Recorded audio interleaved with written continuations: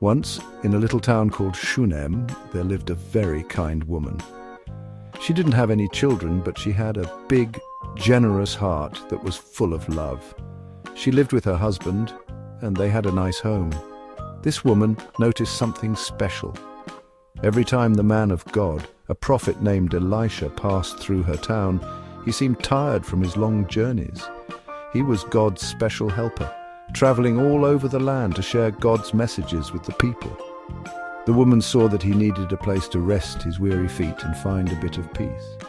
So one day she did something wonderful. She said to her husband, "I know this man who walks by is a holy man of God. He is doing important work for the Lord."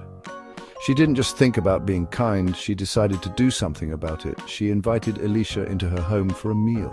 Elisha was so thankful for her kindness. From that day on, whenever he was in Shunem, he would stop at her house to eat. He found a warm welcome and a friendly smile waiting for him, a small island of comfort on his long and often difficult journeys. But the kind woman wanted to do even more. She had a brilliant idea. She told her husband, "Let's make a small room for him on the roof of our house. We can put a bed in it, and a table, a chair, and a lamp." She wanted to create a special private place just for Elisha, a place he could call his own whenever he was near. It would be his little sanctuary, a quiet spot where he could pray and study and rest without being a bother to anyone. Her heart was so full of a desire to help God's servant in any way she could. Her husband agreed because he was a kind man too. Together they built the little room. It was simple and small, but it was made with so much love. When Elisha came by next, the woman showed him his new room. Elisha was amazed. No one had ever shown him such great kindness before. He had a place to stay, a place of his own. This woman wasn't just being polite. She was showing a deep and beautiful love for God by caring for his prophet. Her kindness was like a beautiful song that made God's heart happy. Elisha wanted to do something special for the woman in return. Her kindness had touched his heart deeply, and he wanted to thank her in a big way. He called his servant Gehazi and asked, "What can we do for this woman who has been so good to us?" Gehazi, who knew the family, had an idea. He said to Elisha, "Well, she has no son and her husband is old." This was the one great sadness in the woman's life. More than anything in the world, she longed to hold a child of her own in her arms. It was a secret prayer hidden deep within her heart.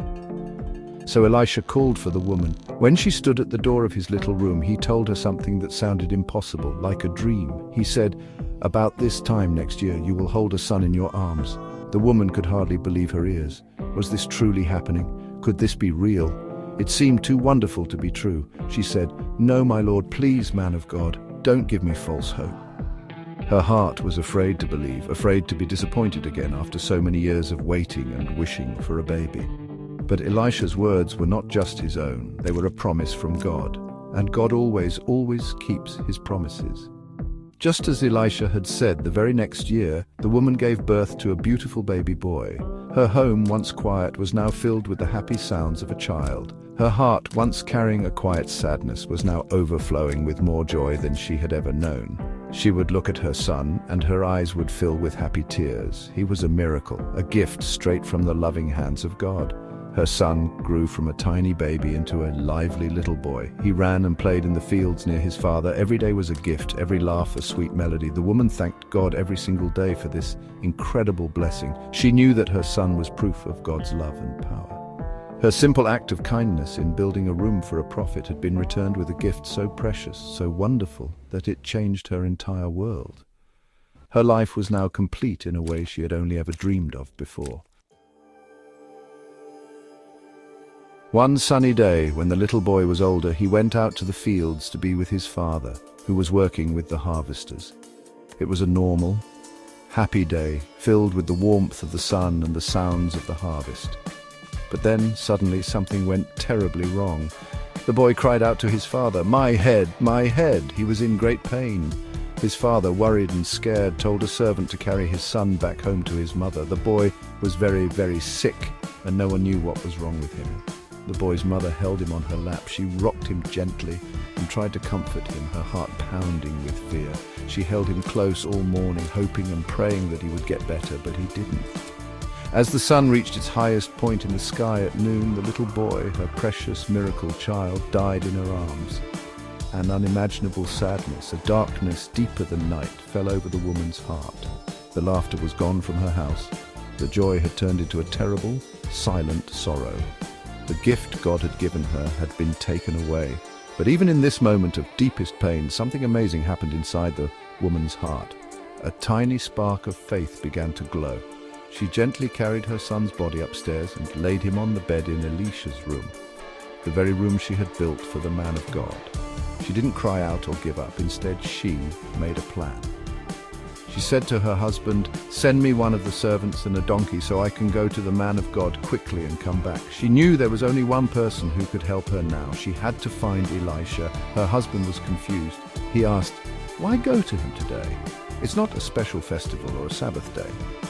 He didn't understand the terrible thing that had happened, but the woman simply said, "It will be all right." Her faith was stronger than her fear. Her hope was bigger than her sadness. She believed that God, who had given her a son, could do another miracle. So she saddled the donkey and told her servant, "Lead on, don't slow down for me unless I tell you." She rode with a desperate hope, racing toward the one person who represented God's power on earth. The woman traveled as fast as she could, her heart set on reaching Mount Carmel, where Elisha was. From far away, Elisha saw her coming. He knew right away that something was terribly wrong. He sent his servant Gehazi to run and meet her, to ask, "Are you all right? Is your husband all right? Is the child all right?" When Gehazi reached her and asked these questions, she simply answered, "Everything is all right." She wouldn't waste time talking to anyone else. She had to speak directly to the man of God, the one who held the key to her hope. When she finally reached Elisha, she fell at his feet, overcome with grief. She grabbed onto him and wouldn't let go. Through her tears, she said, "Did I ask you for a son, my Lord? Didn't I tell you, don't raise my hopes?" Her words were full of pain, but also full of faith. She was reminding Elisha of the promise God had made through him. She was holding on to that promise, believing that the God who gave life could also restore it. Elisha understood. He knew he had to go with her immediately to help. Elisha hurried back to the woman's house in Shunem. He went straight up to the little room on the roof where she had laid her son. He went inside and shut the door, so it was just him and the boy. Then Elisha prayed to the Lord. He lay down on the boy's body, putting his mouth on the boy's mouth, his eyes on his eyes and his hands on his hands. He stretched himself out over the boy, and slowly the child's body began to grow warm. Elisha was being a channel for God's amazing, life-giving power. Then the most wonderful thing happened. The boy sneezed 7 times, and then he opened his eyes. He was alive. God had done another impossible thing.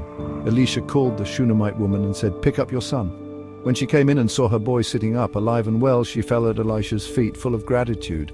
Then she picked up her son and held him tight, her heart bursting with joy. Her story teaches us that great kindness is never forgotten by God, and that faith, even when it's just a tiny spark in the darkest night, can lead to the most beautiful miracles.